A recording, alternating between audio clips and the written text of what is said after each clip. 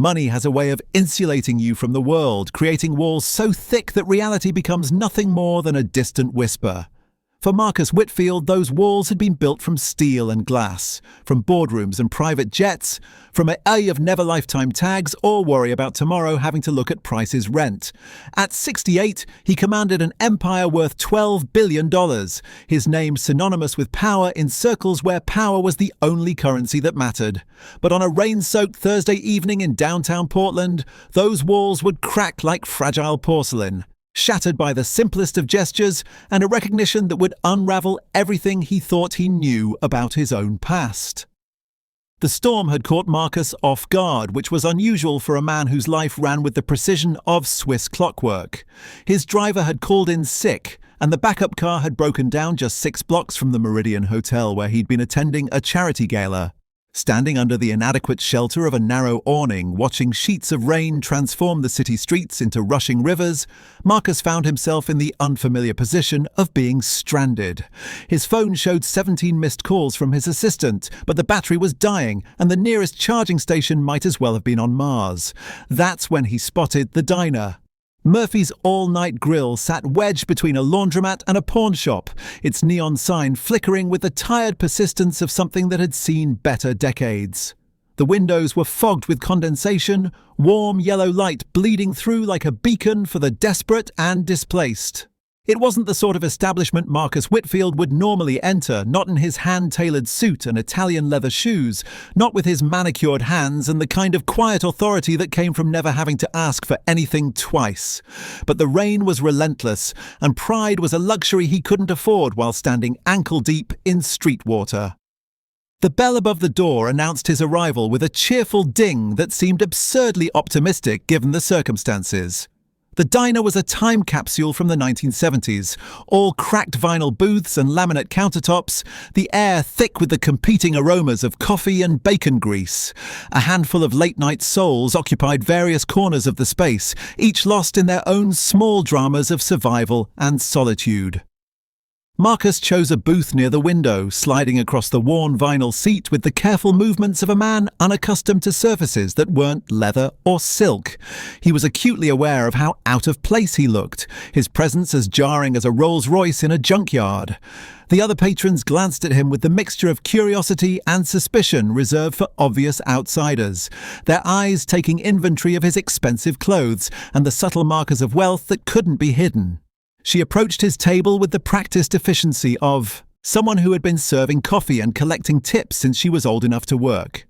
Sarah Mitchell was 26, though the weight of responsibility had aged her in ways that didn't show in her face, but lived in the tired set of her shoulders and the careful economy of her movements. Her dark hair was pulled back in a simple ponytail, and her uniform was clean but showed the telltale signs of long shifts and multiple washes. There was something in her eyes, though, a spark of intelligence and determination that suggested she was more than the sum of her circumstances. "Evening," she said, her voice carrying the practiced warmth of professional courtesy. "Pretty nasty night to be out walking around. Coffee to start?" Marcus nodded, studying her face with the kind of attention he usually reserved for quarterly reports and merger documents. There was something familiar about her, though he couldn't place it. "Please, black, no sugar?" She returned moments later with a steaming mug, setting it down with the practiced grace of someone who could navigate a crowded diner with plates balanced on both arms. "You picked a good night to duck in here. Storm's supposed to get worse before it gets better." "So I've heard," Marcus replied, wrapping his hands around the warm ceramic. The coffee was surprisingly good, rich and strong without the bitter bite he expected from a place like this. "Have you worked here long?" 3 years come December," Sarah said, her professional smile flickering with genuine warmth. "Started right after college. Not exactly where I planned to end up, but life has a way of making its own plans, doesn't it?"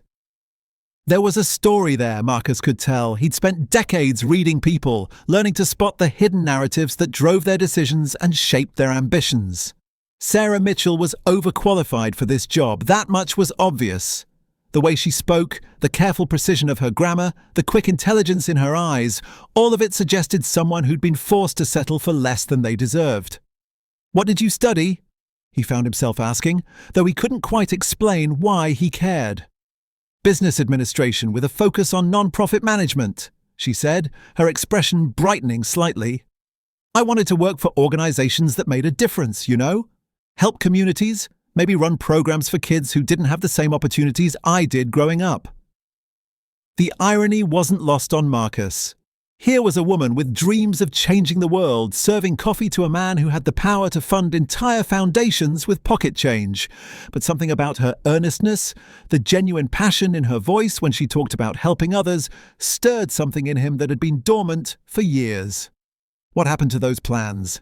he asked. Sarah's smile turned rueful. "Same thing that happens to a lot of plans. Reality showed up uninvited. My mum got sick, medical bills piled up, and suddenly serving coffee paid better than chasing unpaid internships at non-profits. Sometimes you do what you have to do instead of what you want to do." The conversation was interrupted by a crash of thunder that seemed to shake the entire building. Sarah glanced toward the window where the rain was now coming down in sheets so thick it was impossible to see across the street. "Looks like you're going to be here for a while," she said. "Can I get you something to eat? The meatloaf's actually pretty good, and the apple pie is homemade." Marcus was about to decline, his usual response to anything that deviated from his carefully controlled diet, when his phone finally died completely.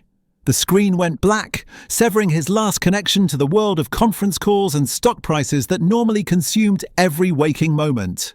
For the first time in decades, he was truly unreachable, existing in a space between his old life and whatever this moment was becoming. "The meatloaf sounds fine," he said, surprising himself. As Sarah headed back to the kitchen, Marcus found himself actually looking at his surroundings instead of merely enduring them. The diner was shabby but clean, worn but well-maintained. Someone cared about this place, took pride in keeping it running despite its obvious limitations. The coffee was refilled without him asking, the service was attentive without being intrusive, and there was a sense of community among the staff and regular customers that he hadn't encountered in years.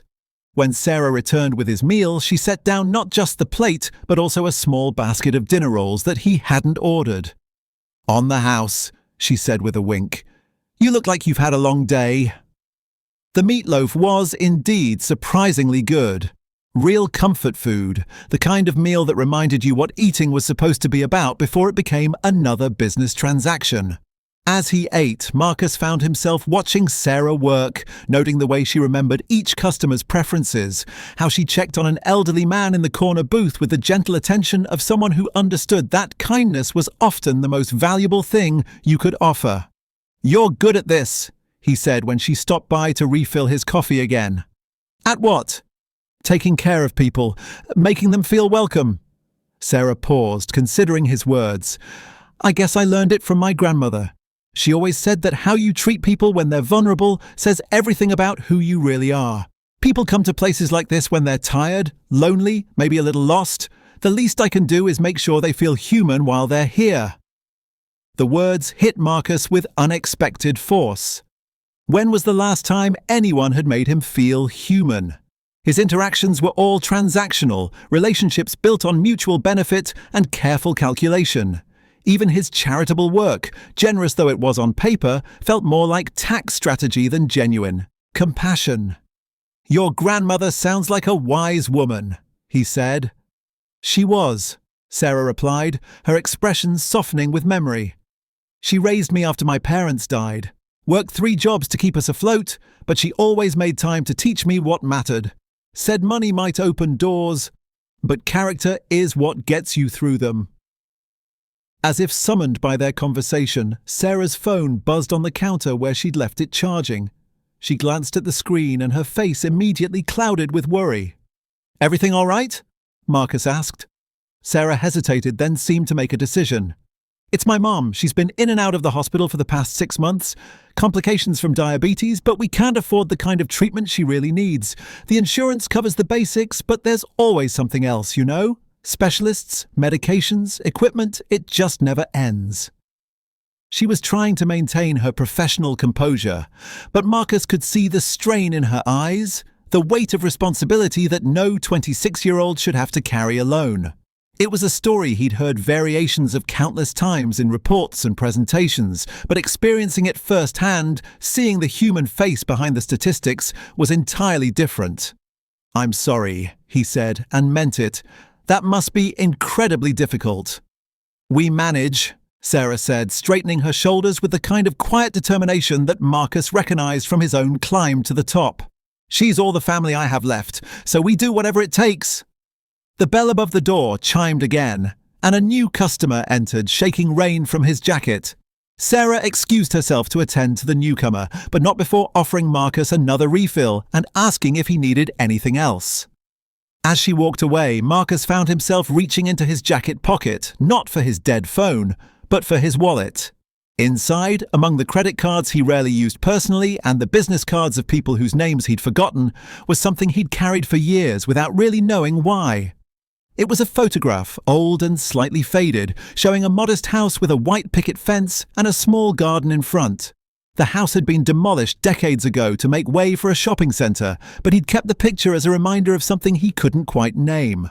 His assistant had found it among his father's papers after the funeral and had asked if he wanted to keep it. He'd said yes without thinking, and it had lived in his wallet ever since. A fragment of a past he'd never bothered to examine too closely. Now, as he looked at the photograph in the warm light of the diner, Marcus felt something stir in his memory. Something about the way Sarah had talked about her grandmother, about being raised by someone who worked multiple jobs and taught lessons about character and kindness. Marcus stared at the photograph, his fingers tracing the edges that had grown soft with age. The house was nothing special by today's standards, a simple two-story structure with blue shutters and a wraparound porch that had seen better days. But there was something about the garden in front, the careful arrangement of flowers that spoke of someone who took pride in small things, who found beauty in the ordinary. He was so absorbed in the image that he didn't notice Sarah's return until she spoke. "That's a beautiful house," she said, glancing down at the photograph as she set his check on the table. "Looks like it has a lot of character." Marcus looked up, startled by the genuine interest in her voice. Most people in his world had learned not to comment on personal items, trained by years of navigating the careful boundaries that wealth erected around its owners. But Sarah's curiosity was innocent, unmarked by calculation or hidden agenda. "It's just an old picture," he said, but made no move to put it away. "I'm not even sure why I keep it." Sarah tilted her head, studying the image more closely. Something flickered across her face, a moment of recognition that came and went so quickly Marcus almost missed it. Almost. "May I?" she asked, gesturing toward the photograph. He handed it to her, watching as she held it up to the light, her expression growing more intense with each passing second. The colour drained from her face and her hands began to tremble slightly. "Where did you get this?" she whispered, her voice barely audible above the diner's ambient noise. "It was my father's," Marcus replied, suddenly alert. "Why? Do you recognize it?" Sarah sank into the booth across from him without invitation, still staring at the photograph as if it contained the secrets of the universe. "This is impossible," she murmured, more to herself than to him. "It can't be the same house." "What house?" Marcus pressed, leaning forward. "What are you talking about?" She looked up at him then, and he saw something in her eyes that made his chest tighten with an emotion he couldn't name. It was the look of someone who had just stumbled upon a piece of their own history in the most unexpected place imaginable. "This house," Sarah said, her voice gaining strength, "belonged to my great-grandmother, Rose Mitchell. Well, Rose Parker back then, before she married my great-grandfather. She lived here with her daughter, my grandmother Lily, until the city bought the property in the early 80s. The words hit Marcus like a physical blow. He had heard that name before, whispered in conversations between his father and grandfather when they thought he wasn't listening. Rose Parker, the woman who had worked for his family decades ago, who had raised her granddaughter in a house that his father's company had eventually purchased and demolished. "Your grandmother's name was Lily?" he asked, his throat suddenly dry. "Lily Mitchell, yes. She used to tell me stories about growing up in this house, about the garden her mother kept, about the neighbours who became like family." Sarah's eyes were bright with unshed tears.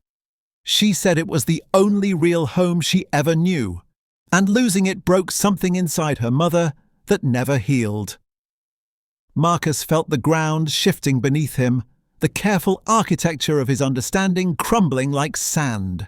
The photograph wasn't just a random keepsake from his father's papers, it was evidence of something much more significant, a connection that stretched back through decades of carefully buried history. "Tell me about your grandmother," he said quietly. Sarah set the photograph on the table between them, her fingers still touching its edges as if she were afraid it might disappear. Lily was 15 when they lost the house. Her mother Rose had been working as a housekeeper for a wealthy family, trying to save enough money to keep up with the property taxes. But the city had already decided what they wanted to do with that neighborhood, and individual families didn't matter much when there was profit to be made. She paused, wiping her eyes with the back of her hand. Lily said her mother never got over the displacement. They moved from apartment to apartment after that, never staying anywhere long enough to call it home. Rose died when Lily was 22, still talking about that garden, still mourning the life they'd been forced to leave behind. Marcus absorbed this information in silence, pieces of a puzzle he'd never known existed clicking into place with devastating clarity. His grandfather's company had been involved in numerous development projects in the 80s, buying up properties in working-class neighborhoods and transforming them into commercial spaces. It had been good business, profitable and perfectly legal, but he'd never considered the human cost, the families displaced, the communities scattered to make way for progress and profit. "The wealthy family your great-grandmother worked for?" he said slowly, dreading the answer he already knew was coming. "Do you remember their name?" Sarah nodded, her expression growing more complex. "Whitfield. She worked for the Whitfield family for almost 20 years. Lily said Rose used to talk about how kind the younger Mr. Whitfield was, how he would sometimes play with her when she brought Lily to work with her during school holidays. She thought of him almost like a son from what I understand." The revelation landed with the weight of a falling building. Marcus remembered now, fragments of childhood memories that had been buried beneath decades of business success and careful forgetting. Rose Parker, the gentlewoman who had made his favourite cookies and let him help her tend the flowers in her garden when his mother was too busy with social obligations to pay attention to a lonely little boy. He remembered the sadness in her eyes the last time he'd seen her, the way she'd hugged him goodbye as if she knew it was the end of something precious. "My father never told me what happened to her," Marcus said, his voice rough with emotion he hadn't expected to feel. "After she stopped working for us, I asked about her, but he said she'd found other employment. I was just a child. I believed him." "She never found other employment," Sarah said quietly. "Not steady work anyway. After they lost the house, Rose took whatever jobs she could find, but she was never the same. Lily said losing her home and her position with your family within the same year destroyed her faith in the world. She died believing that kindness was just another luxury that poor people couldn't afford to count on." The weight of this knowledge settled on Marcus like a physical burden. All these years he'd carried Rose's photograph without understanding its significance, a memorial to a woman whose life his family had inadvertently helped destroy. The comfortable narrative he'd constructed about his father's business practices, the clean separation between personal relationships and professional decisions, crumbled in the face of Sarah's quiet testimony. "I'm sorry," he said, the words feeling inadequate but necessary. "I had no idea." Sarah studied his face, searching for something she apparently found because her expression softened slightly. "You were just a child. You couldn't have known what the grown-ups were planning." "But I could have asked questions as I got older," Marcus replied. "I could have looked into what happened to the people who were displaced by our developments. I chose not to know because knowing would have been inconvenient." They sat in silence for several minutes, the photograph lying between them like a bridge across decades of separation and misunderstanding. The storm outside had finally begun to ease, but neither of them seemed to notice. "Lily never blamed you personally," Sarah said eventually. "She understood that business is business, that families like yours operate in a different world from families like ours. But she never forgot Rose's stories about the little boy who helped with the gardening, who asked thoughtful questions and seemed genuinely interested in her life. She said Rose always hoped you'd grow up to be different from the other wealthy men she'd known. The irony was almost unbearable. Marcus had spent his adult life becoming exactly what Rose had hoped he wouldn't become.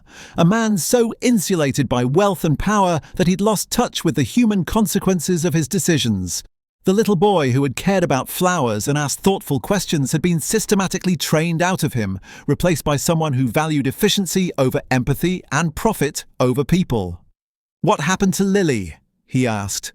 "She married my grandfather when she was 25, had my mother a few years later. She worked as a seamstress for most of her life, took in alterations and mending to help make ends meet. She was a wonderful grandmother, full of stories and wisdom, but there was always a sadness in her that I think came from losing so much so young." Sarah's voice grew warmer as she talked about her grandmother. "She taught me to cook, to sew, to see the value in small kindnesses. She said that wealth might give you choices, but character determines what you make. I think she would have been surprised to find you here tonight, in a place like this, talking to someone like me. Someone like you. A working-class woman with problems you could solve with pocket change but probably won't, because that's not how the world works."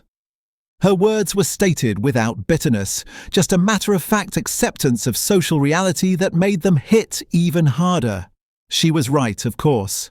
In his normal life, Marcus would have finished his coffee, paid his check, and forgotten about Sarah Mitchell within a week. Her struggles with her mother's medical bills would have remained invisible to him, just another statistic in reports he might glance at during board meetings. But tonight felt different. Tonight, with Rose's photograph lying between them and the weight of generational consequences settling on his shoulders, the usual rules seemed suspended. "Tell me about your mother's condition," he said. Sarah looked surprised by the request. "Why?"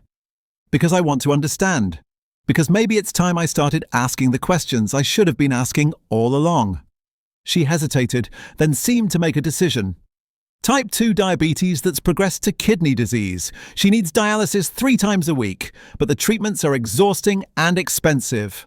The doctor says she'll need a transplant eventually, but the waiting list is long and the costs are astronomical. Even with insurance, we're drowning in medical debt." "How much debt?" "Does it matter? It's more than I can handle on a waitress's salary, and that's all that counts." Marcus pulled out a pen and wrote a number on a napkin, sliding it across the table. Sarah looked down, and her eyes widened. "That's what I spent on wine at dinner tonight," he said quietly, "before I got caught in the rain and ended up here. 1 bottle of wine, shared with people I barely know at a charity gala where we spent more on flowers than most families see in a year." Sarah stared at the napkin, her hands shaking. "I don't understand what you're trying to tell me." "I'm trying to tell you that the distance between your world and mine isn't as vast as we pretend it is. I'm trying to tell you that Rose Parker's great-granddaughter shouldn't have to choose between her education and her mother's medical care because a system that benefits people like me has failed people like you." The conversation was interrupted by another customer calling for Sarah's attention. She excused herself, taking the photograph with her but leaving the napkin on the table. Marcus watched her work, noting the way she carried herself despite the emotional weight of their conversation, the professional grace that never faltered even when her personal world was shifting beneath her feet. When Sarah returned to his table 20 minutes later, Marcus was still staring at the napkin, his mind racing through possibilities and calculations that had nothing to do with profit margins or quarterly projections. The photograph lay beside his empty coffee cup, and he found himself studying it with new eyes, seeing not just a house but a life that had been disrupted, a family that had been scattered by decisions made in boardrooms far removed from the consequences. "I've been thinking," he said as Sarah approached with the coffee pot.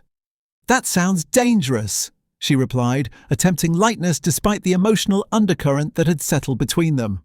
"About what you said earlier, about doing what you have to do instead of what you want to do." Marcus gestured to the empty diner around them. "You wanted to work in non-profit management, to help communities and run programs for kids. What would it take to make that happen again?" Sarah refilled his cup automatically, her movements precise despite her obvious distraction. "It's not that simple. I can't just walk away from steady income, Not with Mom's condition. Even if I could find a position that paid enough, which is unlikely, I'd need to go back to school, get additional certifications, build a network in a field I left 3 years ago. What if those obstacles weren't obstacles anymore? She set the coffee pot down with more force than necessary. Look, I appreciate whatever this is, this conversation, this moment of connection over an old photograph. But I've learned not to believe in fairy tales. Rich men don't solve poor women's problems out of the kindness of their hearts, not in the real world. Her words stung because they contained more truth than Marcus cared to acknowledge. How many times had he made grand gestures at events, written charity checks that earned him tax deductions and social recognition, only to forget about the causes the moment he walked out the door? How many times had he confused transaction with transformation, believing that money alone could substitute for genuine care and sustained commitment? "You're right to be skeptical," he said. "If I'm being honest, my track record with meaningful follow-through isn't great. I write checks and attend galas and tell myself I'm making a difference, but I don't actually engage with the people I'm supposed to be helping. So why would this be different?" Marcus looked down at the photograph again, at the small house where Rose Parker had raised her daughter with love and limited resources, where a little boy had learned lessons about kindness that he'd somehow forgotten along the way. "Because this isn't charity. This is accountability." Sarah frowned. "I don't follow. My family benefited from your family's displacement. Not directly, not intentionally, but we were part of a system that prioritized development over community, profit over people. Your great-grandmother lost her home and her livelihood in transactions that made my grandfather wealthier. That's not ancient history. That's a debt that compounds over generations." He pulled out his phone, realized it was still dead, and asked to borrow hers. Sarah hesitated, then handed it over, watching as he scrolled through contacts and made a call despite the late hour. "Margaret, it's Marcus Whitfield. I know what time it is, but I need you to set up a meeting first thing Monday morning with the head of our family foundation." He paused, listening. "No, not about a donation. About restructuring our community investment priorities. And Margaret, start researching non-profit management programs in Portland. I need a complete list by tomorrow afternoon." He handed the phone back to Sarah, whose expression had shifted from skepticism to something approaching alarm. "What are you doing?" "Something I should have done years ago. Something Rose Parker would have wanted me to do if she'd lived to see the man I became." Marcus straightened his shoulders, feeling a sense of purpose he hadn't experienced in decades. "I'm going to create a program specifically designed to support people like you. People with the education and passion to make a difference, but who've been forced into survival mode by circumstances beyond their control. You can't just decide to change someone's entire life over coffee in a diner," Sarah protested, though her voice lacked conviction. "Why not? I've made decisions that affected thousands of lives from boardrooms and golf courses. At least this one is informed by actual human contact." Marcus leaned forward, his voice gaining intensity. "Here's what I'm proposing. We create a fellowship program through the Whitfield Foundation. Full salary replacement for people transitioning from service jobs back into non-profit work, plus educational support, mentorship, and seed funding for community projects. You'd be our first fellow." Sarah stared at him as if he'd suggested they fly to the moon together. "That's insane. You don't even know me. For all you know, I could be terrible at non-profit work. I could take your money and disappear. I could be lying about everything." "Are you lying?" "No, but that's not the point. The point is that you're making life-altering decisions based on a photograph and a conversation with a stranger." Marcus considered this, recognizing the truth in her words while also feeling something he hadn't experienced in years, the absolute certainty that he was finally moving in the right direction. Maybe that's exactly what's been missing from my decision-making process. Maybe I've been so focused on data and projections that I've forgotten how to trust my instincts about people. The bell above the door chimed and a police officer entered, shaking rain from his jacket. He approached their table with the easy confidence of someone accustomed to being welcomed in establishments like this. "Evening, Sarah. How's your mum doing?" "Better today, thanks for asking, Officer Martinez. Coffee?" "Just a quick cup to go. It's been a long shift." He glanced at Marcus with the assessing look law enforcement officers develop over years of reading situations and people. "Everything okay here?" "Fine," Sarah said quickly. "Just a customer waiting out the storm." Officer Martinez nodded but continued to study Marcus with professional interest. "Haven't seen you around here before." "First time," Marcus replied evenly. "The food's excellent." "Sarah's the best waitress in the city," Martinez said with genuine warmth. "Takes care of everyone who walks through that door, no matter what they look like or how much money they've got in their pocket. This neighborhood's lucky to have her." After the officer left with his coffee, Sarah turned back to Marcus with a wry smile. "See? That's my life. Everyone knows everyone, and everyone looks out for each other. It's not glamorous, but it's real." "It sounds like exactly the kind of community connection that non-profit work is supposed to foster," Marcus observed. "Maybe, but there's a difference between being part of a community and trying to fix one from the outside." Sarah began clearing the table around him, her movements efficient but not dismissive. "People in neighborhoods like this have seen plenty of well-meaning programs that promise everything and deliver nothing. They've learned to be suspicious of outsiders who show up with solutions to problems they don't really understand." Her words forced Marcus to confront an uncomfortable truth about his philanthropic efforts. How many of his charitable initiatives had been designed in conference rooms by people who'd never set foot in the communities they claimed to serve? How many programs had been launched with great fanfare only to fade away when the initial enthusiasm wore off? What would someone who knows what these communities actually need say and do? Sarah paused in her cleaning, studying his face as if trying to determine whether his interest was genuine or merely another form of wealthy guilt management. "You really want to know?" "I really want to know." She sat back down across from him, her expression becoming more serious.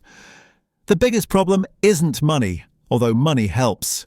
The biggest problem is that most assistance programs treat symptoms instead of causes.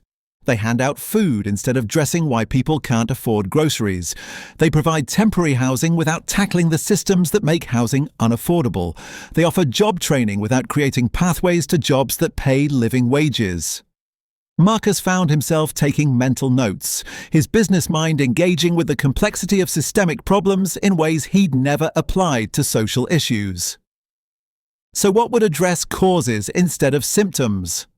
Long-term investment in people and communities, not just funding, but partnership. Programs designed with community input, not imposed from outside. Leadership development that comes from within neighborhoods, not from boardrooms. Sarah's voice gained passion as she spoke, revealing the depth of thought she'd given to these issues. And follow-through. Real, sustained commitment that lasts longer than a news cycle or a tax year. That sounds like exactly the kind of work you should be doing instead of serving coffee. Maybe. But wanting to do something and being able to do it are different things. I've got responsibilities, obligations. I can't just abandon my mother to chase unrealistic dreams. Marcus pulled out his wallet and removed a business card, writing on the back before sliding it across the table. "That's my personal cell phone number. When you get home tonight, call me. Not to accept anything, just to talk. I want to hear more about your ideas, and I want you to hear more about what might be possible." Sarah picked up the card, her fingers tracing the embossed logo of Whitfield Industries. "This is really your number?" "It really is." "And Sarah, the program I described isn't just an idea anymore. I'm going to make it happen regardless of whether you participate, but I'd rather build it with someone who understands the work from the inside out than try to design it from my ivory tower." The storm outside had finally begun to subside, the drumming of rain on the diner's roof gradually softening to a gentle patter. Through the fog-streaked windows, Marcus could see the first hints of dawn beginning to lighten the eastern sky. He'd been in this place for hours, longer than he'd spent in any single location outside his office or home in years. "I should go," he said, though he felt oddly reluctant to leave. "My assistant will be having panic attacks if I don't check in soon." "Of course." Sarah stood as well, suddenly formal again. "Thank you for the conversation. It was unexpected." Marcus left money on the table, far more than the cost of his meal and coffee, but not so much as to feel like an insult or a gesture of pity. As he reached the door, he turned back to find Sarah still watching him, the photograph and business card in her hand. "Sarah? That little boy your great-grandmother knew? The one who helped with the garden? He's still in here somewhere," Marcus said, touching his chest. "I'd forgotten about him, but he remembers her. He remembers the kindness." Outside, the city was beginning to wake up. Street cleaners worked their way along the gutters, washing away the debris left by the storm. Early commuters emerged from apartment buildings, hurrying toward bus stops and subway entrances. The world was returning to its normal rhythms, but Marcus felt fundamentally changed by his hours in the diner. His phone had enough charge for a brief call to his driver, who arrived within minutes looking both relieved and professionally concerned about his employer's disheveled appearance. As the car pulled away from Murphy's All-Night Grill, Marcus found himself looking back at the modest building with its flickering neon sign and fogged windows. "Rough night, sir?" the driver asked. "No," Marcus replied, settling back against the leather seats. "I think it might have been the best night I've had in years." The photograph of Rose Parker's house sat in his lap, and he studied it one more time as Portland's downtown skyline came into view. Somewhere in this city, Sarah Mitchell was finishing her shift, probably wondering if their encounter had been real or just an elaborate fantasy brought on by exhaustion and emotional vulnerability. In a few hours, she would go home to check on her mother, to continue the daily routine of survival and care that defined her existence. But Marcus was already making plans. Real plans, with budgets and timelines and accountability measures. Plans that would honor Rose Parker's memory and give her great-granddaughter the chance to build the kind of life she dreamed of before circumstances forced her into survival mode. The little boy who had helped tend flowers in a garden decades ago was finally ready to plant his own seeds. By Monday morning, Marcus Whitfield's usual world of scheduled meetings and calculated decisions felt like a foreign language he was trying to remember. His assistant Margaret had arrived at 7 sharp, her arms full of files, and her expression a mixture of curiosity and barely concealed concern about her employer's sudden weekend transformation. "The foundation meeting is set for 9, she said, placing a cup of his usual Ethiopian blend on the mahogany desk. "I've also compiled the list of non-profit management programs you requested. Portland State has an excellent certificate program, and there's a master's degree option at Lewis and Clark College." Marcus nodded absently, his attention focused on the photograph that now occupied a place of honor beside his computer monitor. In the harsh fluorescent lighting of his office, Rose Parker's house looked even more modest, more vulnerable. The garden that had seemed so carefully tended in his childhood memories appeared small and simple, the kind of project that required more love than money to maintain. And well, the Patterson Industries merger documents need your review before the 10:30 call. "Postpone it," Marcus said without looking up from his computer screen where he'd been researching diabetes treatment costs and dialysis center locations. "In fact, clear my schedule for the rest of the week. I have more important things to focus on." Margaret's eyebrows rose nearly to her hairline. In 15 years of working for Marcus Whitfield, she had never heard him describe anything as more important than a multi-billion-dollar merger. "Are you feeling well, Mr. Whitfield?" "I'm feeling awake for the first time in decades," he replied, finally looking up at her. "Margaret, I need you to do something for me. I want you to research every development project my grandfather's company completed between 1978 and 1985. Specifically, I want to know about residential properties that were purchased and demolished, families that were displaced." "That's going back quite a long way, sir. Many of those records might be difficult to locate." "Then hire someone who specializes in difficult-to-locate records. Spare no expense." Marcus stood and walked to the floor-to-ceiling windows that offered a panoramic view of Portland's skyline. Somewhere out there, Sarah was probably starting her morning shift at the diner, serving coffee to truckers and night shift workers who were ending their day as the city's business district was beginning its own. "Is this related to a legal matter?" Margaret asked carefully.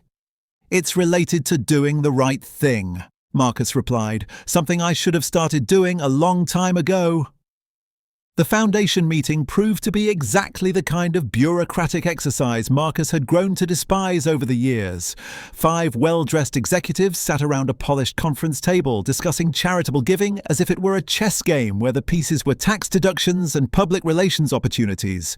Their language was full of phrases like strategic philanthropy and measurable impact metrics, but none of them seemed particularly interested in the actual human beings their programs were supposed to help. The education initiative has been quite successful, reported Janet Morse, the Foundation's director. We've provided scholarships to over 200 students in the past fiscal year. Define successful, Marcus said, interrupting her prepared presentation. Janet looked confused. Well, we've met all our targets for fund distribution and maintained excellent relationships with our partner institutions. How many of those scholarship recipients actually graduated? How many found employment in their field of study? How many are still living in the communities we claim to be supporting? The room fell silent. It was clear that these were not questions the Foundation typically asked, let alone answered. Mr. Whitfield, Janet said carefully, we focus on input metrics rather than long-term outcomes. Tracking individual recipients over extended periods would be prohibitively expensive and administratively complex. Then we're not really helping anyone, Marcus said flatly.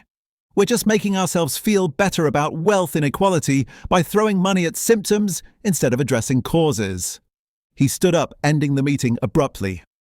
I want a complete review of every program we currently fund, not just financial reports, but actual impact assessments. I want to know who we've helped and how we've helped them. And I want to know who we've failed. Sir, that kind of comprehensive evaluation would take months and cost a significant amount of money, another board member protested. Good, then we'll know we're finally taking this seriously. After the Foundation staff filed out, looking shell-shocked and slightly offended, Margaret remained behind with her ever-present notepad. Shall I schedule follow-up meetings with the program directors? She asked. No, I want you to schedule something else entirely. Marcus pulled out the napkin from the diner, now carefully preserved in a clear document sleeve. I want to meet with Sarah Mitchell, not in some sterile conference room, but somewhere she'll be comfortable, somewhere we can have a real conversation about what community investment actually means. The waitress from the diner. Marcus looked surprised. How did you know about that? Margaret's expression softened slightly. Sir, you've been carrying around a photograph of a house for 3 days. You've revolutionized our charitable giving strategy overnight, and you came to work Monday morning with flour on your jacket sleeve. It doesn't take a detective to figure out that something significant happened over the weekend. Flour? From the dinner rolls, I imagine. The kind they serve at working-class establishments. Marcus laughed, something rare enough in his office that Margaret was actually startled. You're wasted as an assistant, Margaret. You should have been a private investigator. I prefer my current position, thank you. It's less dangerous and the hours are more predictable. She paused, studying his face. Though I have to admit, you seem different, more engaged. It's been a long time since I've seen you genuinely excited about a project. It's been a long time since I had a project worth being excited about. That evening, Marcus found himself doing something he hadn't done in years, driving his own car. Not the Bentley or the Tesla, but an unremarkable sedan he kept for occasions when anonymity was more valuable than status.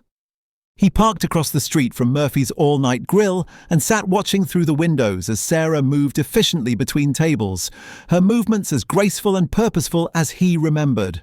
The diner looked different in the early evening light, less desperate, more welcoming.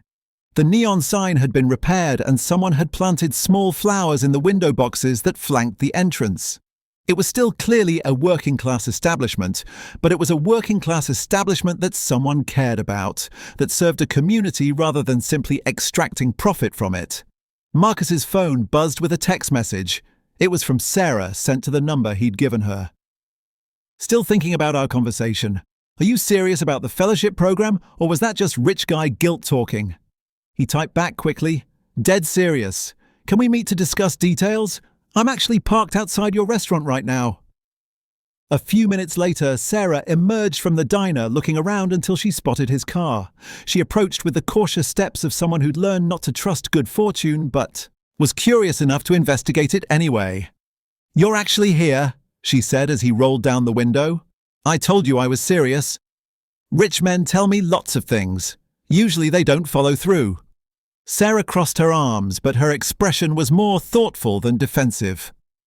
"My manager says I can take a 15-minute break. There's a coffee shop around the corner that's quieter than the diner." "Lead the way." The coffee shop was a local chain, the kind of place that served fair trade beans and displayed local artwork on exposed brick walls. They found a corner table away from the other customers, most of whom were college students with laptops and graduate students grading papers. "I've been thinking about what you said," Sarah began without preamble, "about addressing causes instead of symptoms, about long-term investment in communities. And I think you're naive." She held up a hand before he could respond. "Not about business, obviously, but about how change actually happens in places like my neighborhood. You can't just decide to solve poverty from a boardroom, no matter how good your intentions are." Marcus leaned back in his chair, recognizing the challenge in her voice. "Tell me why I'm naive." "Because you think money solves everything. Because you think a fellowship program and some seed funding will somehow undo decades of systemic inequality. Because you think one conversation with a waitress makes you an expert on community development." Marcus smiled, a genuine expression that reached his eyes for the first time in years. "You're absolutely right. I am naive, but maybe that's exactly what I need to be right now." He pulled out Rose Parker's photograph one final time, placing it gently on the table between them. "This isn't about me solving anything, Sarah. This is about me finally learning to listen. Your great-grandmother taught a lonely little boy that gardens grow with patience, not just money. Maybe it's time I remembered that lesson." 6 months later, the first cohort of Whitfield Community Fellows began their work across Portland. Sarah Mitchell led the program from a renovated community center that had once been scheduled for demolition, her mother healthy and thriving after receiving the medical care she deserved.